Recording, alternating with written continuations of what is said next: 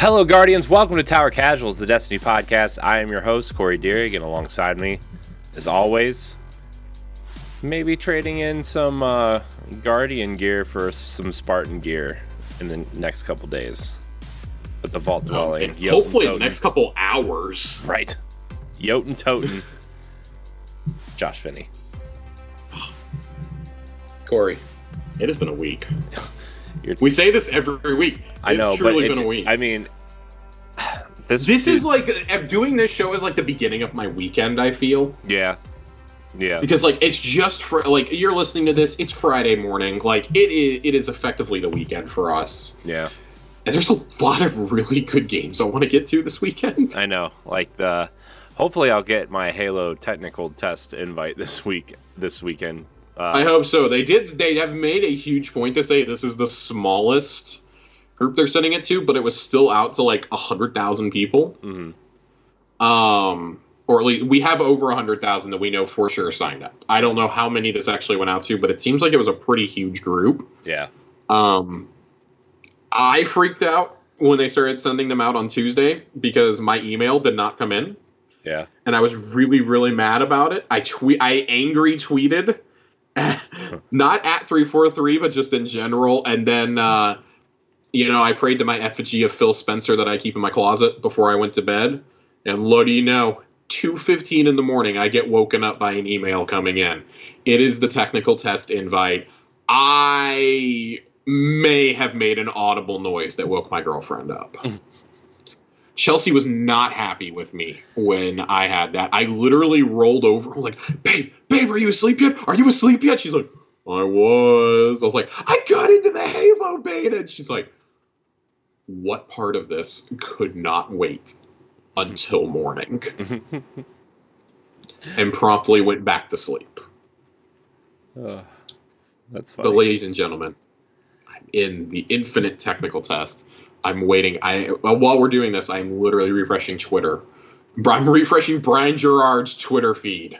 This guy's going to get really tired of it. Mm-hmm. But I'm refreshing his and Joe Statton's feeds to know when this goes live. I'm ready. I'm locked and loaded. I'm prepared to get up and go get my controller and download it on the main TV that I can clearly see from my desk if I turn around. That's awesome. Dude, speaking of it being a week, today is what, Thursday? We're recording. Corey has more serious things that happen to him. I mean, between my main job and my second job, I've probably worked this week at least 50 hours, and I still have tomorrow to go. And then, there's a couple other things going on, plus kids, like that 4-month-old who wants to wake up in the middle of the night and all you want to do is, leave the bedroom and go lay on the couch. But it's a good time, let me tell you. I'm definitely keeping Monster Energy in business. I will tell you that. Oh, I'm really, really excited for this weekend. I've been, kind of taking a few mental health days this week. I have played an absolute assload of Pillars of Eternity, which I got unexpectedly hooked on last week and blew through the first game, and I'm now very, very deep into the dauntingly large second game. Instantly, I think there's more to do in, the first big city you come to than almost in the entirety of the first game. The maps are massive. You build and captain your own ship in Deadfire, the second one. It's made Avowed one of my most anticipated games. I love Skyrim-esque games, and if it's that type of game set in this world with these characters and this, the lore around their gods, I'm insanely excited. It sounds exciting. I'm excited to try Flight Simulator, honestly, and the Ascent. So I played Flight Sim on Tuesday when it came out. I very excitedly. My girlfriend was not happy with me at all on Tuesday for some reason, because I very excitedly also had her come out to the couch when Flight Sim installed, and we flew to Disney World. Nice. I'm sorry, I keep muting my microphone because my child is screaming. The map is really outdated because Galaxy's Edge is not built yet. Yeah, like it is 100% not built. They haven't even torn down the areas that they tore down for it yet on this map. Oh gosh. That's it is definitely under construction. Like the Backlot Express stuff there and everything. Yeah, you can see part of the Backlot Express. We also flew over Anaheim, and I believe, if I remember correctly, Galaxy's Edge is still being built over Anaheim when we flew over it.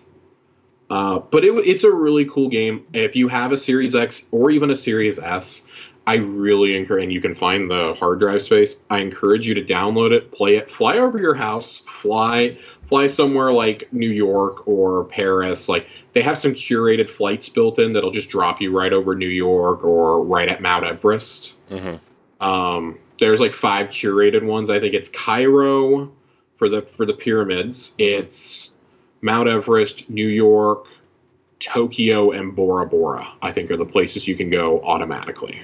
Cool. Anywhere else you got to fly, but you can pick any airport, big or small, to fly out of. Mm-hmm.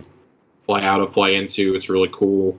Flying the big ass jet is definitely more difficult than flying the little plane. That's not true. The bigger the better, they say. Dude, I crashed so fucking bad. Oh god. Like, it literally said, "You crashed." That's what came up on the screen. It did not show me the crash. It blacked out right before I hit the ground. Did you try to crash into Cinderella's castle at Disney World? No, I tried to take a turn, like, really sharp, pretending like it was Forza, and it caused my plane to have the engine stall and for me to crash into the ocean. Oh. I went down outside of Toronto. Okay. Well, I think the first thing I'm going to do is try to fly through the monorail tunnel in the Contemporary. It does not work. I attempted that as well with a little plane. Oh man. You will absolutely die. You are moving at such a rapid speed, you are going to die attempting it. Because I don't know if you could fit the plane in there, but there's definitely like an invisible wall. Yeah. Because they did not render Chef Mickey's in this game. Oh man. Probably. But it's still really neat. I think it's really cool. The fact that it looks this good on consoles. Yeah. Mind you need to be doing the cloud streaming option, which does take a lot of data. Yeah. But the fact that it looks this good is it's disgusting. Yeah. This is the realistic way that most of us are going to be able to experience it the way it was intended to. Even if you have a super powerful PC, you're probably not hitting what they want you to see. Yeah. But this on an OLED is just chef's kiss.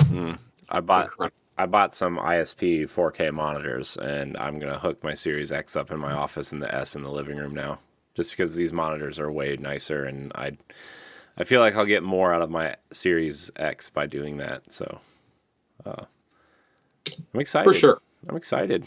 You know, Yeah, I want to see what happens. But if this looks this good, this is, in my, outside of Ratchet and Clank, this is probably the best looking next gen game right now, or current gen game. Yeah.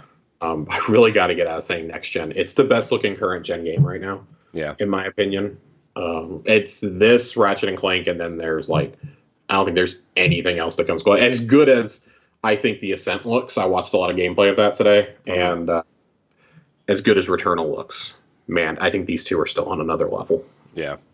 So, dude, I'm so excited. I'm very excited. This fall it's full, man. This fall is full of stuff I want to play, and it's exciting. I like having stuff to look forward to, you know. So, well, Josh, that's our non-Destiny minute. Yeah. We did it at the very beginning instead of at the end. We did. That's good. Let's get it out of the way. We're just gonna, push it out, push it through. But Josh, the big topic for the TWAB is crossplay. It's coming. It's a big one, guys. This is a beefy. Get a drink. Pull up a chair. There is a lot here, and I'm not quite sure I understood it all after reading it twice. So we're going to try here a third time and see. Here we go. Right. Crossplay is coming. Season 15, cross Xbox, PlayStation, PC, and Stadia. Things we are going to talk about today. Guardian Identity, naming changes, Bungie friends, Fireteam invites, multiplayer privacy, crossplay matchmaking, communication, and the overall roadmap.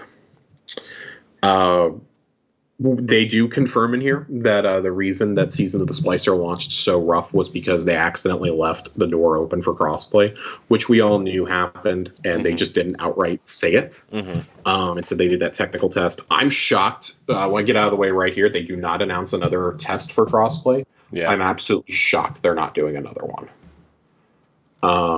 I don't know if I really like that. Especially because, like, are they even back in the office? Like, isn't most of the team still working from home? Almost the entire team is working from home. I think their main engineers are back in the office now.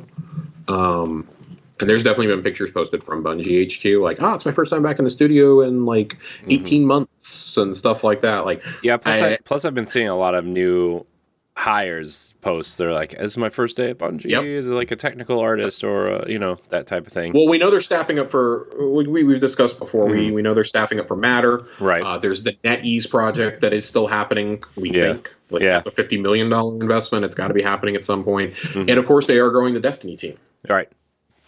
And I mean, like, some of these hires, I'm sure, are going to be assisting the Amsterdam office when it opens next year. Right. So we've seen there's been some construction photos of the Bungie HQ. It's getting like majorly redone. Big facelift. We know they were aiming to double the size of the Washington office.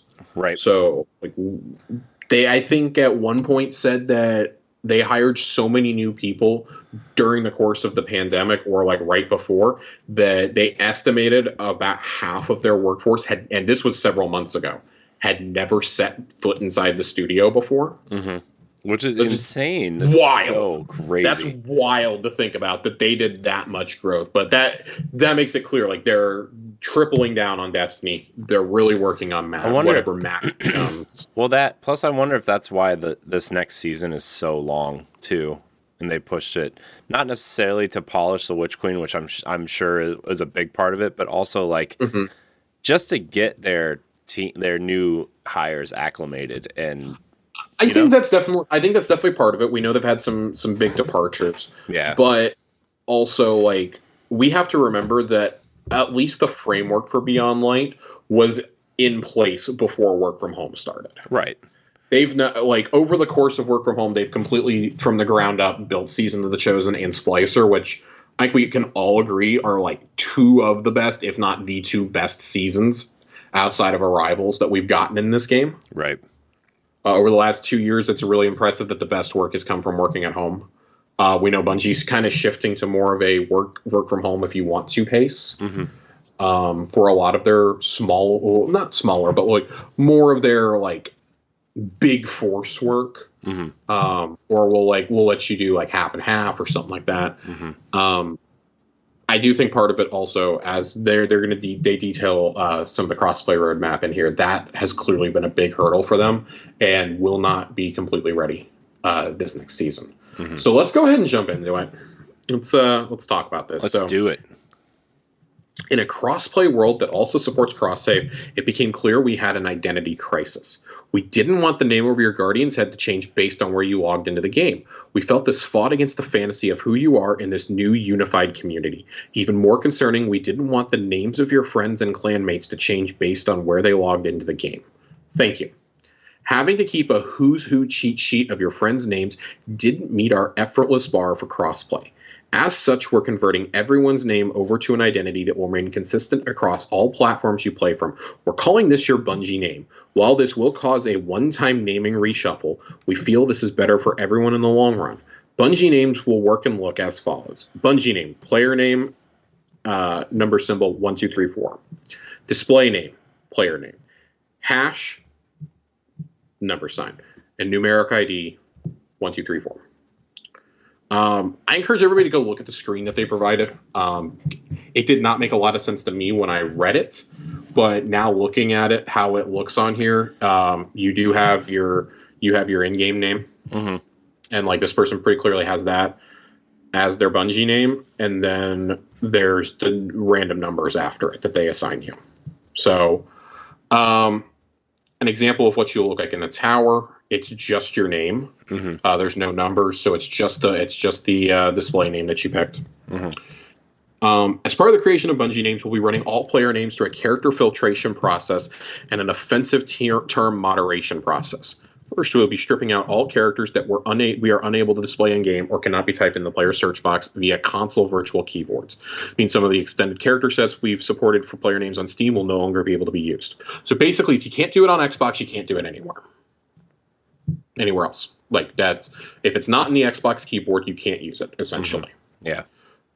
So they specifically say, we'll miss you, fellow Guardian hand cannon, sniper rifle, rocket launcher. But we do want your console friends to be able to find you via player search. And so they show you a little screen here for crossplay. Bungie name has been generated from your platform name.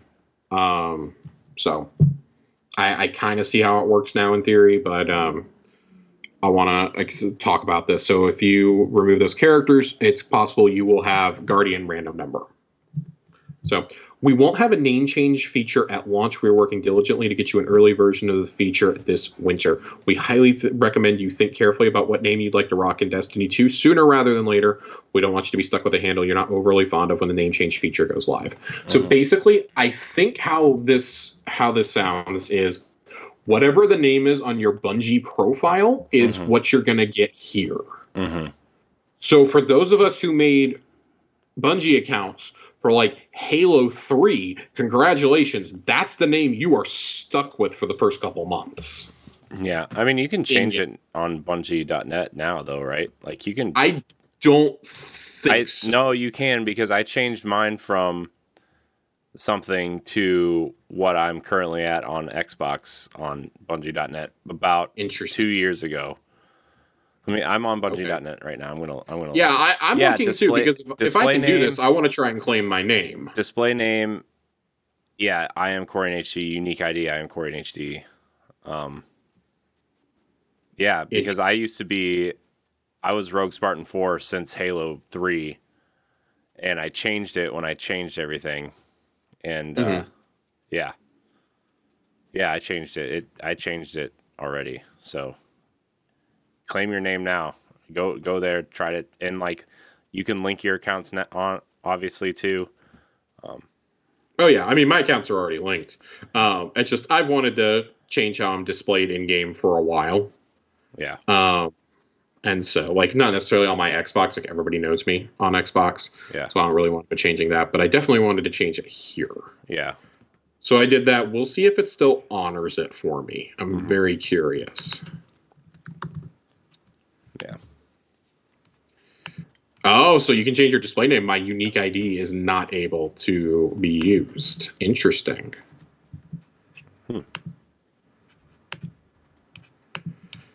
Okay, anyways, I can fool with that later, though. Getting back to the Schwab and not me trying to claim my name. Yeah, sorry, everybody. We're just trying to figure this out so we can deliver the correct information. Yeah, I like I said, this is the third time I'm reading this, and I still don't get it. Yeah. Bungie roster experience has always been an essential part of our games. For crossplay, we want to deliver that same simple experience. To make this happen, we created a system to bridge that platform called Bungie Friends. We didn't want to add considerable complexity, so you will still find all of your friends in one flat list. To make it a bit easier to find a specific friend, we've also added a platform filter. You can still see just the friends who are logged into the same platform as you. You've always been able to have clan members across multiple platforms in Destiny, but finally with the launch of crossplay, you will be able to see everyone who's online. That's really nice. You can see, okay, I'm seeing this now. This is, it's funny because the people that are on PlayStation just have a generic controller because they're clearly playing like either on Steam or on Xbox, and you'll see the Xbox logo, the Steam logo, the Windows logo, and then you just see a generic controller for somewhere else in the Stadia logo. So clearly, yeah, that's odd. I think it's pretty funny.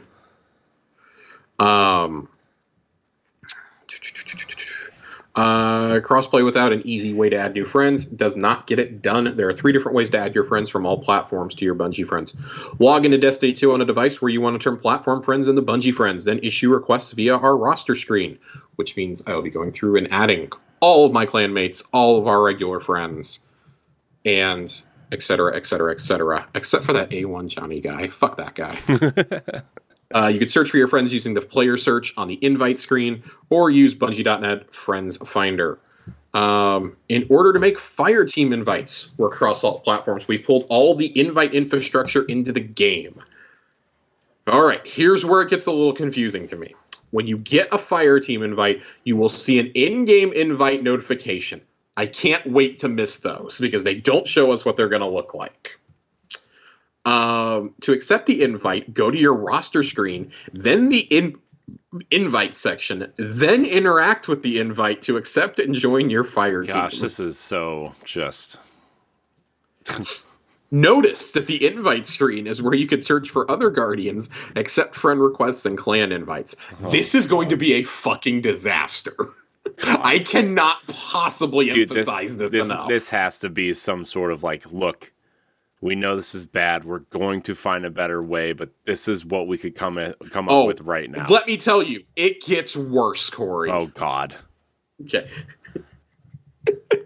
To help players find each other, the community has built a series of external group finding forums and tools, including our own Fireteam Finder, which can now issue Fireteam invites to all platforms. Love it. Love it. Nobody uses it because it's toxic as fuck, but great. Love it. We're going to continue using LFG on Xbox.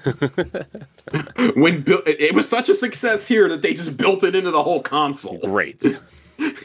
When building Crossplay, we wanted to make sure our new Fireteam invite system wasn't getting in the way to pulling together your Fireteam. As such, invite screen allows for players to search for each other and issue Fireteam invites. So you have to type it in manually if you have a big friends list. The moral of the story is just don't have friends. Right. Oh my god. That's going to make your crossplay experience 15 times better. I'm looking at this image and it's just like partway through the thing and it just looks like a disaster.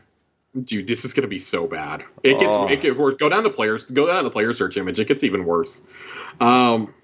Oh god. I do like what they say next year though, especially in wake of a lot of the Activision Blizzard stuff that's come out the past week and a half. We addressed it last week. It's only gotten more heinous. Bobby Kotick took like a week to respond. Fuck Bobby Kotick. All my homies hate Bobby Kotick. Just Kotaku had an absolutely damning report with receipts. God. Did you see the Bill Cosby suite image that was floating around? That was disgusting. I did. That was in the Kotaku article that I shot you yesterday. Oh God, man! Right, you're the one that showed me that. Never mind. Wow. Destiny has been no stranger. It's an online game. It's no stranger to predators, to harassment. One of my favorite Destiny streamers practically got chased off the internet last year. People faked DMs and texts from her and spread them around, implying that she was a racist. Got dropped by a lot of her sponsors, things like that, and it's just absolutely damning. Like some of the, we've covered a few of the things on here before with certain streamers. A lot of things got outed last year. It really led to gaming's Me Too moment. So what they say here, I think, is really important. There are members of our community who experience targeted harassment. To help players protect themselves, we've added a block system. We've also added additional privacy tools so players can protect themselves from broad harassment. Most of the social privacy settings can be accessed from the roster screen, where you will have control over the different kinds of invites you're willing to see and consider. For the time being, your privacy setting for clan invites will still be controlled through your personal Bungie.net privacy settings. And so you have social preferences here. Fireteam privacy. Fireteam invites, Bungie friend requests. You can set those to invite only, friends only, and public. I really, really, really like this. Because Fireteam privacy, for me, it's pretty clearly going to be friends only. People who can just join me at random. Fireteam invites, I don't really care if you send me an invite. I'm just going to ignore you. But that is absolutely going to be set to that. And then Bungie friend requests, also probably going to be set to invite only. Just flat out, I don't mind helping people out with content, but I don't like the people who just clearly go to the tower, look for like one of the most powerful people they can find, and they're like 100 below you, and they're sending you messages, please raid with me. Yeah. I get those, I get several of those a season, and it's just like I understand where you're coming from. You want to do the endgame content. You are nowhere near ready to do endgame though. Yeah. And that's me trying to help you basically. Here in crossplay. God, this is. I'm sorry. I'm trying to get through this without laughing. I mean, you can't. We're trying to create a team of global community of guardians. Crossplay enabled us to ask a ton of questions about input methods and how we create a level playing field in competitive modes. While the following may not be the answer forever, i.e., it will not be. They will absolutely change this. It will be our approach for matchmaking in competitive modes. Crucible, Iron Banner, Trials, and Gambit at launch. PC players will match with other PC players. Console players will match with other console players. Stadia will be in the console pool for all 2,000 of you that still play on Stadia. I mean, that's overestimating, isn't it? A little bit. Here is the one that is going to cause some outrage. I've already seen some people going, "What the fuck?" Fire teams with any combination of PC players and console players will go to the PC player pool. This will automatically create a problem for a lot of people. Yeah. I know that. Shouldn't it be the other way around? No, because here's the thing. I'm gonna defend this. I can't believe I'm actually gonna do this. Oh boy. This is the better of the two solutions, I think. Because otherwise, you're gonna have people going into trials and telling one of their people, "Hey, get on console. We'll play on mouse and keyboard," and then just absolutely fucking steamroll. With their higher settings and their higher settings, their mouse and keyboard, their faster inputs, etc. This is not a good solution. I want to be really clear. I do not like this solution, but I think if those are the two options that we are given, this is better. Yeah. I do believe at one point you will be able to choose whether you want to match with them, but as far as competitive modes go, I think this is probably the only way you can do this. This will create a problem for one specific person that I know who was planning on playing on PC. RIP A1 Johnny. This is going to be terrible for people like you, who most of your friends are on console and do not play on PC. That's basically asking them to take a death sentence to come play on PC, or to come play comp with you if you don't log in on your Xbox. So I think honestly, the solution is at that point play all your PvE content through PC, and then move over to console for your... Yeah, you're going to have to go to console for your comp right now. Are they still going to, to that point, are they still going to make people buy the games on whatever platforms they're playing on? Or, I don't...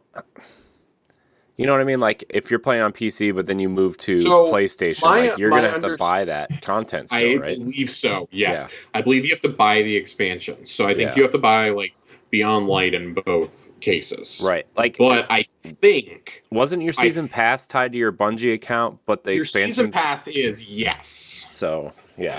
Okay. Your season pass is... Your silver and your expansion pass, however, are both tied to your platform. Right. So, I can't buy a bunch of silver, on Xbox and take it to my PC or to my PlayStation account. Right. So how does that work when Destiny comes to Game Pass? Will your Xbox stuff transfer over? You're gonna have to download the license through the Windows Store, I'm sure. Right. Which is going to create a whole nother issue. That's why we're seeing all those images in the TWAB, right? Right. Up there is. I think they're preparing for that, and they just simply haven't made the announcement yet. Yeah. But that there's one Windows logo up there, and for me, that gives it away that they're getting ready to pull the trigger on it. And that I do suspect they're going to come out on the 24th and be like, "Hey, by the way, we know we promised this a year ago. It's here. It's here. It's on PC Game Pass right now. Go download everything." You think that'll come during the 24th event, the August 24th event? Yeah. Yeah. I think that's the logical time to announce it. I think you want that in place and make sure that goes smoothly before you add crossplay into the mix. I was going to address that later, but I wanted to go ahead and talk about that right there. For PvE modes, however, there will be one global pool, which this is fantastic. If you want to go do Nightfalls, it literally will never have been easier to do Nightfalls. I do worry that this is going to when you go to try and team up with people, I do think this is going to lead to some of the toxicity that we've seen on the PC side. For example, in high-end PvE content, a lot of people do not want to play with a hunter because hunters simply do not offer something that the other classes don't at this point, or that a weapon does not. Warlocks, they have they have geomags, they have things like that. Titans, obviously, Titan has bubble. They have they have Thunder Crash. If you get Falling Star, hunters have a tether that's been nerfed a million times, and Divinity does the job just as good, if not better. We have Celestial Nighthawk, but I mean, Celestial Nighthawk is fine. It's great, but that's literally the only thing your hunter can be on them at that point. We can't buff other members of the team. Right. We don't, we have a quickfire super, sure, and it's great. But I'm getting really tired of having a Celestial in every encounter, for example. That is something we've seen on the PC side. I don't know if I've ever seen a hunter wear anything else besides Celestial in a big encounter. Especially either boss battles. We wore Star Eaters for those glorious 6 days. We wore Star Eaters. Yeah, that's what I'm saying though. Is and then we immediately got nerfed into the ground because they realized, oh god, we actually made hunters viable. Well, when we did raids that had jumping puzzles, hunters wore bones, right? We still have to wear stompies for a lot of them. Yeah, so I mean, it's just it's really I kind of in a lot of ways. I kind of feel bad for hunters because they're kind of stuck, We're very much stuck. Hunters, I would argue, and I mean, we've heard that some of the light subclasses are going to start getting overhauled in Season 15. I would argue hunters need the most TLC out of anybody because we have decent classes, but nothing that really dominates in any one activity. I mean, so hunters are the choice to go to for PvP for a lot of people, right? But for PvE content, which I argue Destiny is a PvE game first and foremost. I don't think you have to argue that. I don't think you do either. Everybody agrees with you. Hunters are pretty clearly the worst choice, even if that's your playstyle like me. Yeah. It's pretty clearly your worst choice. It's gotten to the point where I'm starting to use a Warlock now. Yeah. In some activities, or I'm taking it in raids, clearing, trying to clear Vault and Deepstone with a Warlock just to get more familiar with it. Right.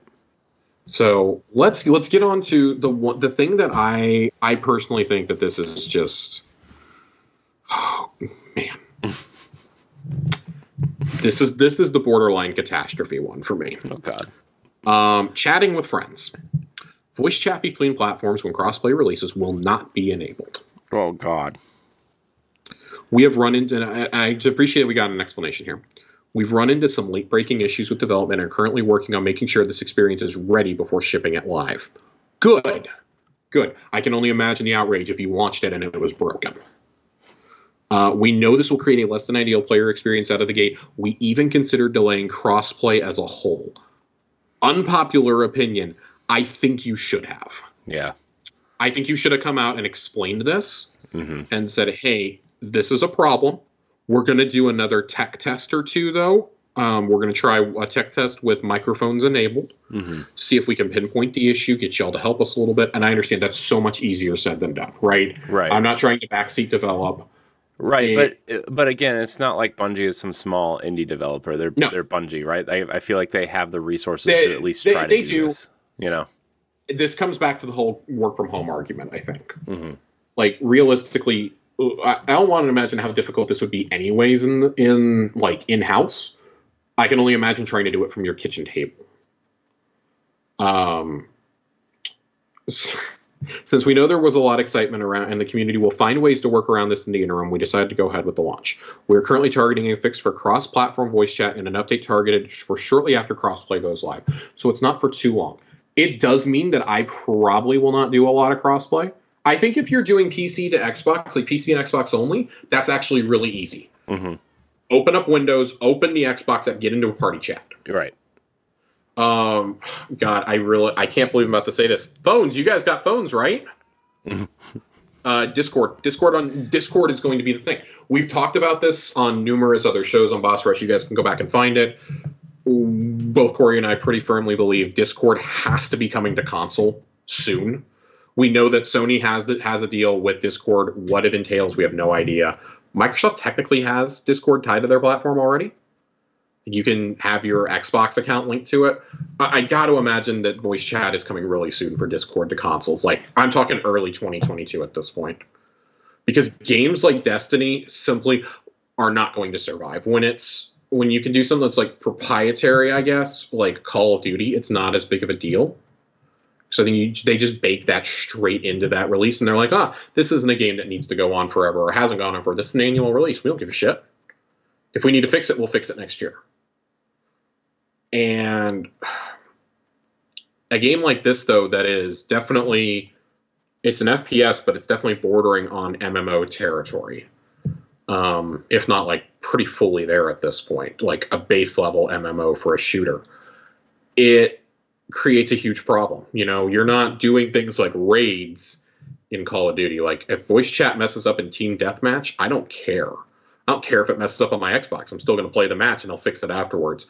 If I'm doing a raid, it's kind of a problem. Doing a dungeon, it's kind of a problem. Grandmaster Nightfalls, Trials, Comp, Gambit. Like, you're seeing the pattern here.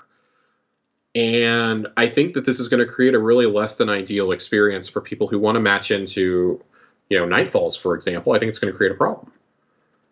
I do think that this also opens an opportunity, though. I think that with crossplay, you're going to be able to... How do I phrase this? I think you can take away some of the... you must have a pre-made fire team assembled for some of these activities. We know that there's a change to Trials coming in Season 15. We just don't know what it is exactly. I think it's time to remove the barriers for everything except for a Grandmaster Nightfall in terms of strikes.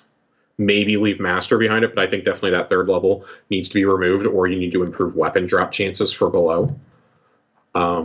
We already have freelance for Crucible. We're now at a point, though, where we need to start having some of those barriers come down. Like, we've seen the wild success from, they note here, from LFG, from Fireteam Finder, from built-in LFG on Xbox. There's been so many solutions over the years.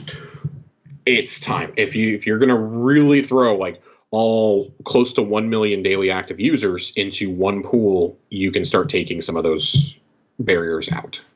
Yeah. It's just simply put, it's time to, especially when PvE is going to be automatically enabled crossplay. It's time. Yeah. The last thing here that we have for chatting, I just kind of went off on a tangent there. Text chat. We still see it as a critical tool for player communication in our action MMO. At crossplay launch, text chat will still be available on Steam. From launch through the Witch Queen, we'll add text chat support across the console platforms. We'll start with displaying text so that console players can at least see what their PC friends are talking about. Then we will add USB keyboard support so everyone can join in. USB keyboards on consoles will only be for chat and will not be able to control your character. Congrats. I'm going to turn it off. Yeah. I don't give a shit. If I want to play with you, I'm going to be in a voice chat with you, frankly. Yeah. And like if you're like right now, like you said, like between PC and Xbox, so you just like if you want to chat, you just open the Xbox chat or Discord, right? Like I feel like that's I feel like those are the solutions. A lot of us are going to be using Discord on our phones. Let's put it that way. Yeah. A lot of us. Yeah. And I don't know. I don't feel know. like this is going to be a catastrophe. This is so like every time I see like text chat stuff, I feel like it's so antiquated. Like this feels like a early WoW or Final Fantasy 11 MMO Guild Wars type thing. I get it. If there was more to do in the open world, I would understand it. Yeah, but still, it's like there's so many easy ways to chat with your friends at this point that it's like, why even bother at this point? Unless, I guess like it's also, I guess it's like an accessibility thing too. Like if you have deaf players or whatever.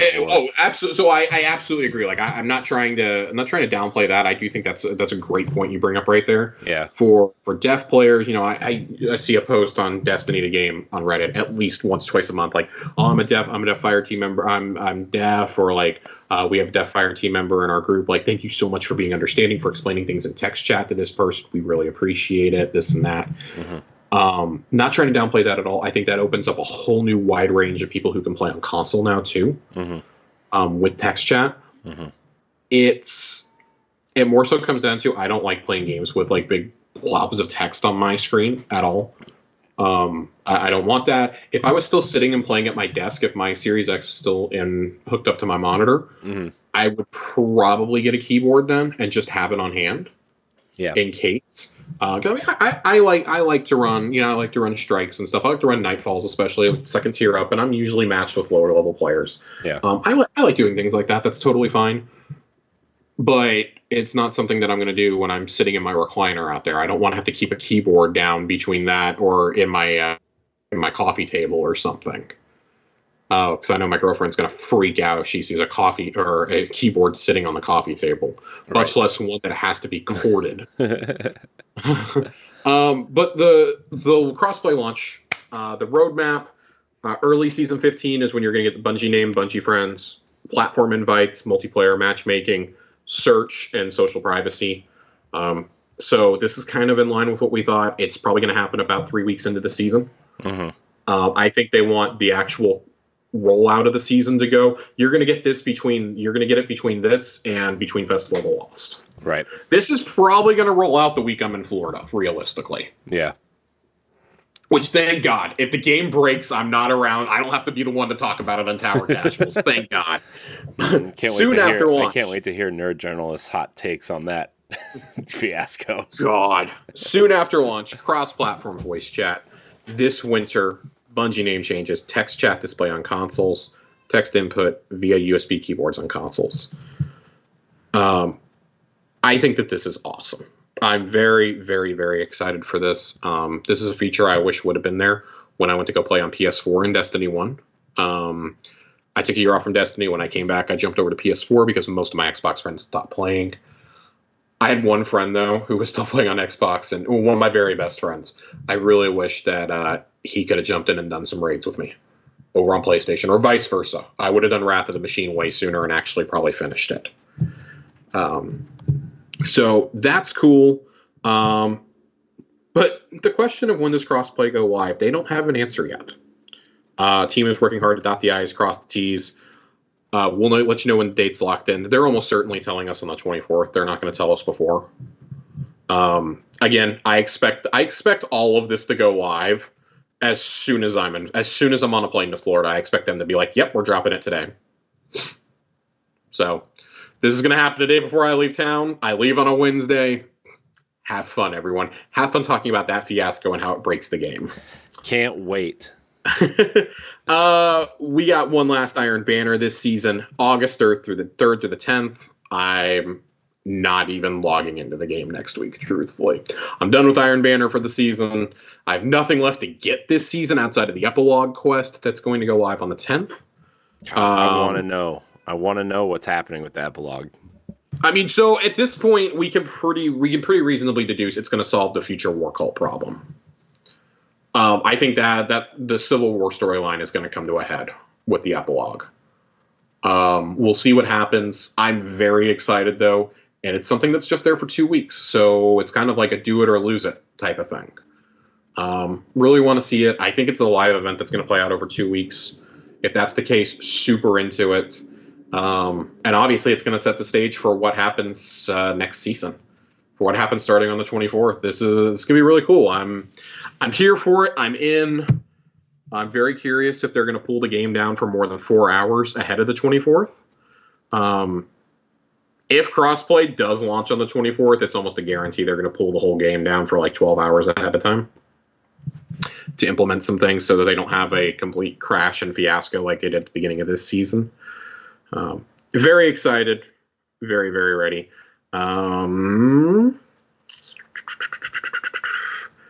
I don't see anything else right now. I don't see anything else in here. Really cool piece of artwork that's there. It's Riven, and it's really, really dope. I like it. And yeah, that's going to be it for the TWAT this week. Are you talking about the Titan Bubble one? I am talking about the Titan Bubble one. It looks really dope. I had to pause for a second because my Warlock in Pillars casts a bubble like that for protection that I can walk in and out of. That is clearly not a Warlock. That is not a Priest. That is, in fact, a Titan. That is the Rain Gutters themselves. It's good. It's good. Yeah, like I got really distracted. Sorry. 343 is putting out updates about the Halo fight. Oh, Still God. not live. I really love what Brian Gerard is saying. Don't turn on each other, community friends. It's what the bots want. Bickering with each other is not going to make this go any faster. Things are looking up, still working through some steps, but the original issue is resolved. We have a lingering minor issue that can result in your initial attempts at matchmaking to return to a dedicated server error.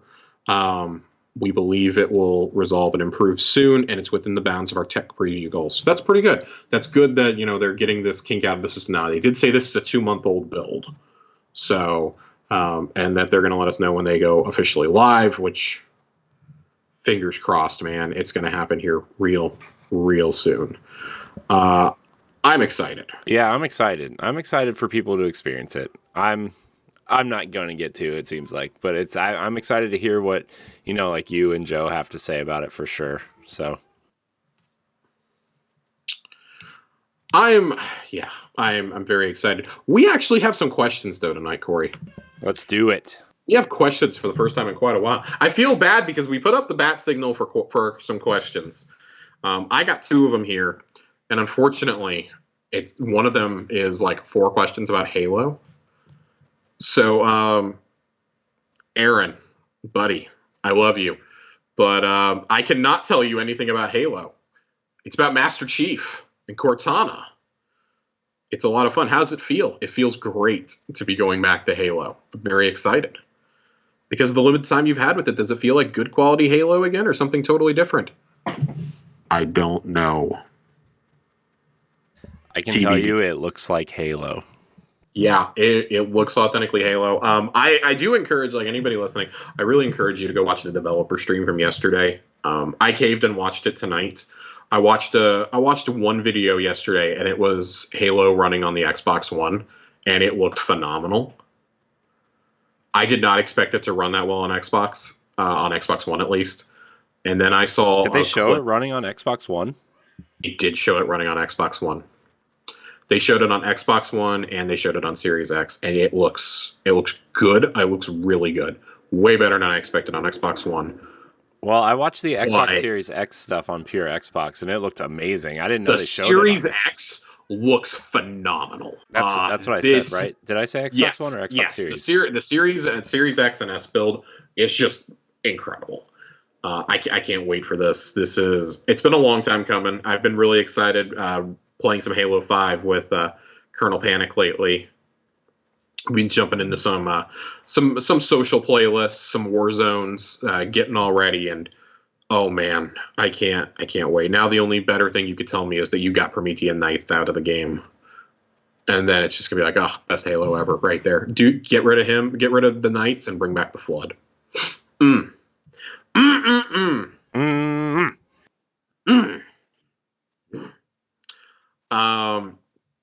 Our second question comes from longtime friend of the show, longtime friend of Corey and I's, Todd Oxtra. Hey guys, I'm a lapsed Destiny 2 player. I finished the Beyond Light campaign, but is there any more single player content to enjoy? Yes.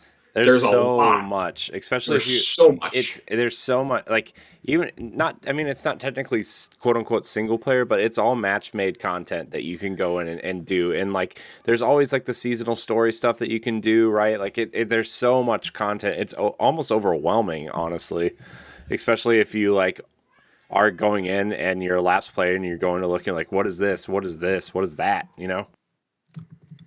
Yeah, and that's what I was going to say, too. I mean, like, that requires buying a season pass, and this goes back to the season pass issue we talked about last week. Like, if people want to experience this content, please give them the rewards, too. Like, please let them work on their old season passes. Like, I don't know if this content automatically becomes match-made content or automatically becomes available to everybody in the director after the season ends, but I would hope so. So you can at least experience the story beats, because the Keitel story was so good. The Crow story beats so good. Mm-hmm.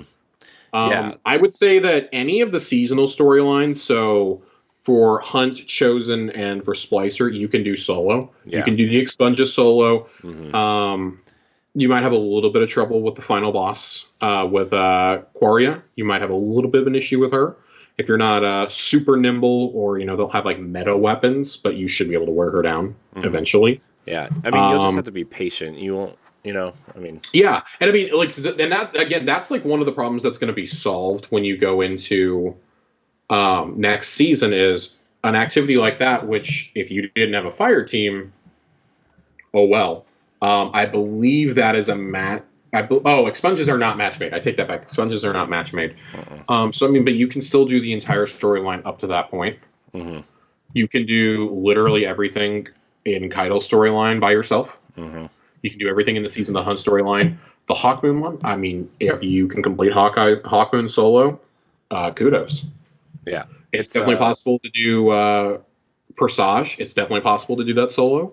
But it's an exotic quest. Especially now. Oh, especially now. Yeah. Yeah, it's a great quest too. I highly recommend like at least doing it one time, right? I know you can get the random rolls on the weapon, but it's a really cool, fun, creepy quest. Kind of has like this haunted vibe to it almost. It's cool. It's really cool. We talked about it probably 3 or 4 months ago at this point when it came out, but it's awesome. I love it. Yeah, I mean, I think that I speak for everybody when I say that Persage is one of the absolute high points of the last year or two of Destiny content. Yeah, definitely. It reminded me of the Outbreak quest, but like spookier almost. Yeah. It's real good. Again, encourage absolutely everybody to go play it. Go do Persage. Todd, find some people to do Hawkmoon. When crossplay goes live. I'm not sure if you're playing on PC now or if you're still over on Xbox. I know at one point you were kind of bouncing back and forth. You've been wondering when it's going to come to PC. Feel free to drop us an invite. We'll go run some of these things with you. The Lament quest line for In Beyond Light, if you haven't done that, I think that's because that came out after the expansion release. Yeah, that's a great storyline, especially if you want some really deep lore. That's good. Doing the stasis fragments, they're a bit grindy, but I think you get some really good story from earning the aspects, seeing the interactions between Elsie and Anna Bray. Yeah, I mean, I think there's plenty of content to still enjoy. I know a lot of people complain about things like Gambit or Crucible Solo. I think they've added plenty of options there, though. Freelance playlist for Iron Banner, for example, I personally find is a lot better.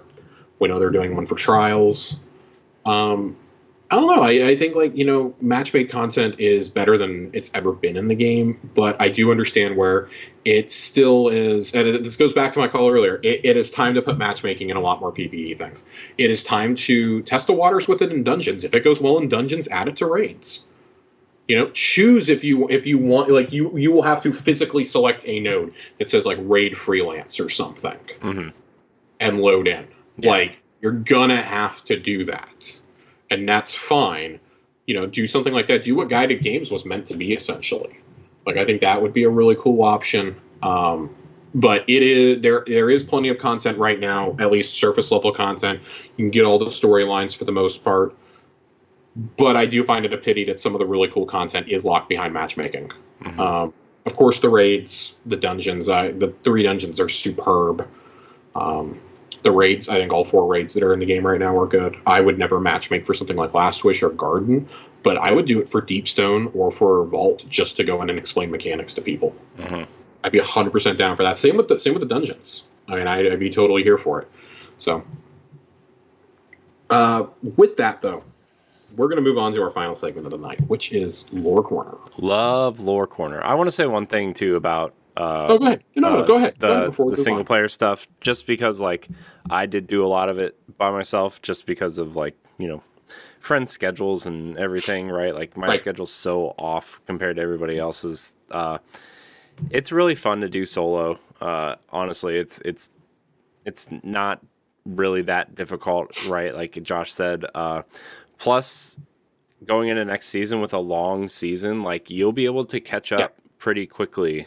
This is the time. If you're a lapsed player, just like we said with Season of Arrivals, this is the time to do it. This is absolutely the time to jump back in if you've you know, I mean, I feel like this season, especially towards the end, is going to be a Season of Arrivals type thing, because this next expansion, like, you thought people were excited for Beyond Light. This is like the big one. The Witch Queen is going to be the big expansion for this saga. I feel like, you know. Yeah, I mean, I feel like we said that with Beyond Light, which it was, but I think they're all going to be Beyond Light or Forsaken level going forward. Right. Like, Shadowkeep was a really weird in-between time when they were still kind of following that Activision model. And now that they're free of that, you know, we're seeing, I think, more creativity come out of Bungie than ever. I'm just saying, like, Savathun is such a, like, I know Beyond Light was more like the darkness and how do we wield it and stuff, but Savathun gives us a figure to point at and say, this is the next big bad, she's here, she's coming, right? Like that sort of thing. And I feel like that makes it a little bit bigger, right? Than just like, oh, well, the stranger's coming back, we're going to learn how to wield the darkness. That's cool. Like, that was awesome to see. But, like, I feel like when you have a distinct villain to point at, that maybe people who aren't knowledgeable about the lore all that much, right? And you have a villain to point at, I think it makes it a lot easier to be excited. Like, oh man, this is going to be like the ultimate test for our. Well, especially when you drop the line of, this is Oryx's sister. This is Oryx's sister. This is Crota's aunt. I mean, you're tying it back to those Destiny 1 experiences, right? Like, we saw them do that with Hashladun in Shadowkeep. We saw them do it with Xivu Arath in Season of the Hunt. So, like, these are things that are not going to go away. These are going to keep happening. Like, those little name drops are going to keep going. You gotta love it, though, man. Superb. Yeah. Absolutely superb. Yeah. And never a better time. Yeah. And, my friend Mitch and I are looking for people to play with a lot. So, I mean, I know you messaged me a couple weeks ago, Todd, and just schedules and stuff. I didn't get back to you. That's on me. But it's just scheduling just wasn't working the last couple weeks. But my friend Mitch and I are always looking for friends to play with, and we'll definitely play that content again if our schedules line up. So, right. Well, all right. Lore Corner. Lore Corner. Love me some Lore Corner, Josh. So it's a really short one this week. Running out of stuff from this season. We may have to circle back and cover a few other things. But this is the last piece of Ada's lore book. Pathfinding. I'm really going to have to find something next season or for the next couple weeks to talk about. But Lewis was the first to notice Ada. The bird's head darted in her direction as it shuffled on its post. Hawthorne turned, a brief look of surprise on her face before she grinned. If it isn't the reclusive armorer, Hawthorne said. I was just thinking about checking on you. Ada reached the top of the stairs and marveled at the expanse of the last city stretching from Hawthorne's vantage point. Oh, was I making too much noise again? Hawthorne shook her head. It's the opposite. It's way too quiet down here. Ada chuckled. Things have been going more smoothly as of late. Glad to hear it, Hawthorne said and nodded. She removed a morsel of meat from the pouch at her waist and tossed towards Lewis, who gobbled it voraciously. So what was the answer? Centuries-old research on matter programming left behind by a megalomaniac, Ada said. Hawthorne whistled. Sounds like a trip. It has been. I feel quite changed by this experience, Ada said, a slight lit to her voice. Change can be good.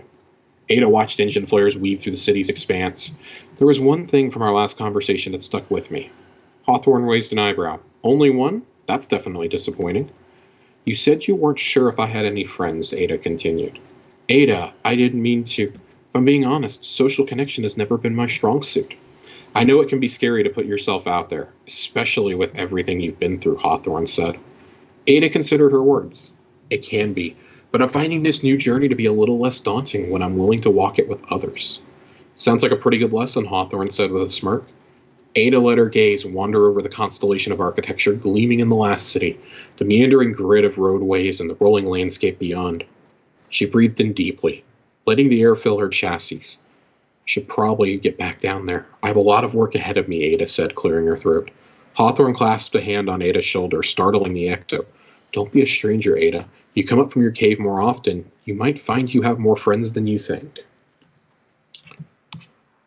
I really like the story they told with Ada in this book. And I also like that they kind of subtly tie armor synth, transmog, whatever you want to call it, back into Clovis Bray. You know, still referencing the Braytech Institute that we had to go to so many different times, still referencing things that we did in the Beyond Light campaign. I really, really enjoy that. I think this is an interesting look. I mean, she went to the old Bergusa Forge, which, if you grinded out forges last summer, that's probably where you were. If you were anything like me, that's the only forge that you would do because it was just simply the easiest. It was simply the easiest, and it was honestly, you at least had a little bit of cover in it. Yeah. No electrical shit on the ground. It was pretty easy to hide. I think this is an interesting piece because these are two characters we pretty often forget about. Right. Hawthorne has literally done nothing in game. Like, the lore is different. Since the Red War, pretty much. Red War, I mean, her contributions to the game are literally gone now. Yeah, it's like if you're in a clan and you want to do those clan bounties, it's literally all you go do, right? Or if your clan levels up or whatever, you go get your engram, and that's kind of it, right? Like, I mean, we always joke around like, oh, we can push her off the ledge and be hilarious. Maybe she'll be a real guardian someday. But yeah, maybe. You have to figure if anybody's going to be one, it's going to be her. Yeah.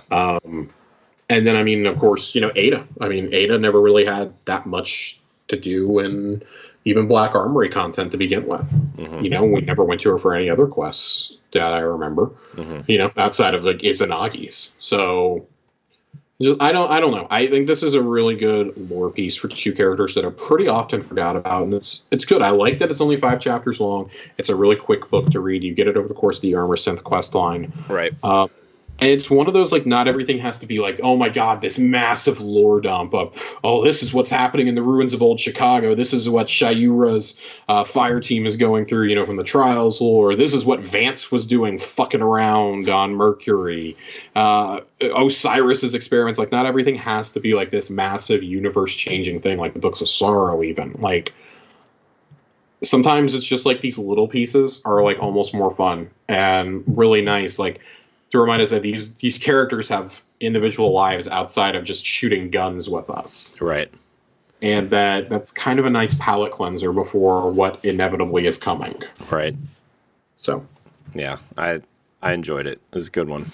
I mean, like you said, you forget about these characters and you just think about Zavala or Ikora or Osiris, right? You don't think about... I mean, we've all been sitting here for how long screaming about how Ikora's not being used. Right. Guys, Hawthorne's literally been chilling there in the same spot for 5 years. 5 years. And Ada was so worthless, they just shut the door. Right? They shut it and then they reopened it because they felt bad. Yeah. So, I mean, it's cool. That was a good piece, Josh. It's a good piece. Before we get out of here, though, I do want to say, kind of addressing short content times. We know, like, especially this season has felt really long for whatever reason. It feels like we kind of been treading water for like 6 weeks now. Yeah. Well, they put all... Not even really in terms of the narrative, just like it's been slow. Yeah, well, they put the narrative stuff in the first half, and then obviously Solstice of Heroes is like a big summer event that they just, you know, it's a whole month, and then we're just kind of like sitting, like, I mean, it's a whole month, man, and like you got. I mean, it's the same thing that we did in Chosen, honestly. Yeah, we had Guardian games to close it out, literally the last 3 weeks. But I mean, I guess I think the pacing was slightly better. Yeah. I don't know if this season is a little bit longer to begin with. It feels like it's a couple weeks longer. Because I think it started beginning of May. Plus, like, you'll have, like, it's weird because, like, Solstice was a month long, and then they're not doing anything during Iron Banner, and then the epilogue starts after Iron Banner. So it's like, yeah, we're taking a week off. That's like 5 or 6 weeks worth of you know, essentially progressive content, right? It's just like events, which is fine. Like, it's fine, right? Like, I haven't logged in like a week or so, right? Like, Yeah, unless you're like super in the Solstice of Heroes, and I mean, like, we don't have Moments of Triumph right now. That's coming in the fall. Even if you are, though, right? You got your whole Solstice done in the first week. Like, they made it so much easier this season, thank God. If it was the grind it always was, I probably would have skipped it, frankly. Yeah. So it was just that bad. But kind of addressing how we're going to treat some of these times coming up. It's always going to be, of course, it's always going to be Destiny first. We'll cover TWAPs. We'll talk about anything, unique that we've done in the game. We'll talk about, topics the community's addressing right now or wants addressed. Kind of give our input on stuff like that. That only goes so far, though. Mm-hmm. I mean, at some point, if we only did that, it would be like a 20-minute show. Right. And so, I mean, Corey and I talked. We've joked about it on the show, but I think we're seriously taking into consideration, like, kind of trying to plan out how are we going to handle a 6-month season if there is no season 16. Yeah. Which, again, we'll know in a couple of weeks. If there is no additional content drop in late November, early December, then what do we do until Witch Queen comes? Especially if Witch Queen's not until like March, which is the fear right now. Mm-hmm. I'm hoping, fingers crossed, that Witch Queen is like late January or early February at this point. That will significantly cut down on what we need to plan for and adjust for. But the plan, I think, right now is in November to legitimately have part of the show be about Halo. Mm-hmm. Kind of break down our thoughts on Infinite, on the multiplayer. The campaign looks like it's going to be a free roam experience. Kind of pick your own path through it. I want to talk about some of that. We got Xbox's 20th anniversary coming up. Kind of, be like, hey, this is kind of what we're playing during downtimes in Destiny. Like, I'm going to be playing a lot of Battlefield. Mm-hmm.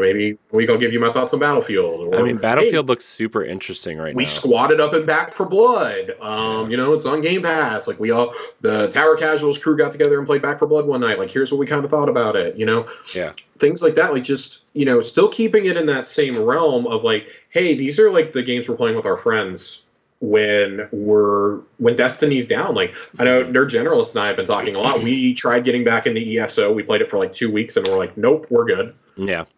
He's been playing a ton of Final Fantasy 14. Yeah. I've been playing a ton of Pillars of Eternity. Like, I would play Final Fantasy 14 if it came to Xbox. Like, I really would. Yeah. I don't feel like sitting at this computer longer than I have to, right? Like, I'm realistically going to try it out on PS5.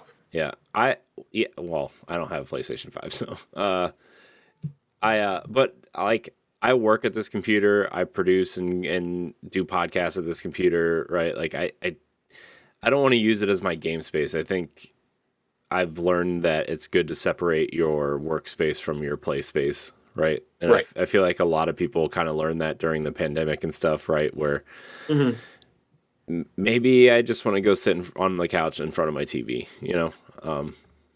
or else I've been interested in Final Fantasy 14 for a long time, and I hope it comes to Xbox at some point. I really do. Yeah, but I think that we've joked that we're going to call ourselves the casual slayers when Halo comes out, but I think it's going to be more of we're legitimately. I know that shows like DCP have done this in the past. Like, they've created a whole ass other show, and that's not what we want to do here. Mm-hmm. But we do want to take probably like 10, 15 minutes a show when it's slow to be like, hey, here's like the multiplayer game that we're checking out right now with our friends. Mm-hmm. Here's what we think of it. Is it scratching the itch for us right now? Like, right. Or here's the RPG that I'm playing right now to scratch my itch. Because that's what I play Destiny, and I play a lot of RPGs. Mm-hmm. I do play a decent amount of shooters, but it's like nothing quite scratches that itch like Destiny. Mm-hmm. Like, I'll play something for a week or two, and then I'm back to it. Like, I at least during slow times, I'll still log in like once, maybe twice a week. Mm-hmm. Run some bounties, but now if there's not weeklies I got to worry about for that bright dust counter. If you're keeping track at home, we're now at 90,000. Do I need to put a like every episode on the video version? Do I just need to put a little counter at the bottom that says how much bright dust you have? Quite possibly. We're gonna see how far into the season it takes for me to hit 100K. It's gonna happen by the completion of the season pass, though, at the very latest. Yeah. Since you get 10K from that. But just kind of things like that. We still want it to be, of course, about Destiny, but we let's be honest, we don't want to have to put the show on hiatus for like a month and then like unexpectedly drop something because Bungie decided to do something in the Schwab or in the season event or something like that. I mean, we already take 2 weeks off for Christmas and stuff, right? Like, it's... Well, yeah, we already have built-in breaks for Christmas and New Year's. You know, they're back-to-back. Mm-hmm. I'll be out of town anyways. Mm-hmm. Thanksgiving, Thanksgiving's a Thursday, for God's sake. Yeah. You're not getting an episode from us our Thanksgiving week. Yeah. You know, basically, we're taking the dawning off. We're taking the yawning off this year. Yeah. So it's really kind of about how do we deal with, you know, the span from really like mid-October, because that's probably when the seasonal narrative is done, is mid to late October. How do we handle basically that through New Year's? Right. Because after New Year's is when we should be getting a lot more Witch Queen info. But yeah. We've got about 6 or 7 weeks. I mean, I think really had to plan something.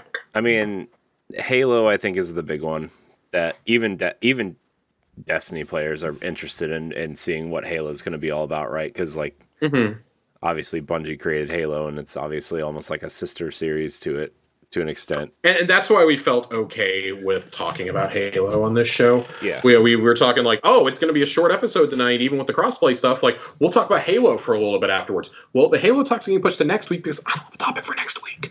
So I'm going to talk about the Halo flight next week. I'm really excited to share that. I feel like there's a pretty big crossover audience here. Mm-hmm. Especially since, like, Destiny's PvP is basically non-existent at this point, unless you're like A, super competitive and play with your friends, or B, just like a super casual person. Like, there's no like mid-range PvP experience for Destiny players to really, and like Halo's going to fill that void, right? Like, I think a lot of people who want PvP are going to move to Halo or Battlefield, I guess, too, but like probably I Halo. definitely think so. Yeah. So especially if you're playing on Xbox or PC. Oh, God. Corey, get us out of here. All right. We're going to get out of here. I do, before we get out of here, I do want to thank everybody who does listen to this show. It means a lot to Josh and I. I was talking to Josh before the show, and I was like, hey, Josh, in Apple Podcasts, just type in Destiny to the game. And the fact that we show up number 3 on that list, I mean, I don't really know how it's ordered, but I'm pretty sure it's ordered by popularity to some extent. And the fact that we show up there, you know, we have more than 3,000 of you listen every week is incredible. And I want to thank everybody for giving us a chance in a place where we can talk about this game with you, you know, and it's incredible. And Josh, I want to thank you for taking the time every Thursday to hang out with me for an hour or so, because it's fun. I do enjoy it. It truly is the highlight of the week. It is. It really is. It's like I do so many other things that, like, this is kind of like the break from all that, you know, and I appreciate you, and I appreciate the listeners. You can email us at towercasuals@gmail.com. You can follow us on Twitter at towercasuals. Send us your questions. Send us your thoughts. Send us what you're playing during your downtime of Destiny. We want to know these things so we can for sure kind of, you know, work a segment around that, because obviously we're going to be doing that a lot more. Josh, where can we find you? As always, Twitter at Justin_Finn, 2 N's. Come see me rant about Pillars of Eternity. See my absolute obsession with it. Catch some Halo clips. And listen to me scream to the mountaintops, like you're going to for the next year and a half, about why Avowed is secretly the most important game that Microsoft is making right now. Just because you're obsessed with Pillars of Eternity, right? Dude, I'm telling you, I swear to God. Corey, I swear to Phil Spencer. I swear to Phil Spencer. Get me my Xbox. I'm putting my hand on it. Where is it? Where is it at? It's in the living room, so it's not happening. I'm gonna mime that I'm putting my hand on the Titan shield. I mean, that means a lot, considering I swear on Saint 14, everybody needs to play Pillars of Eternity. Oh man, you can find me at IamCoreyHD on Twitter. You can find me on, if you're into Nintendo stuff, you can find me on Nintendo Pal Block. And that's about it. I want to thank everybody for watching. And until next time, we love you. Goodbye.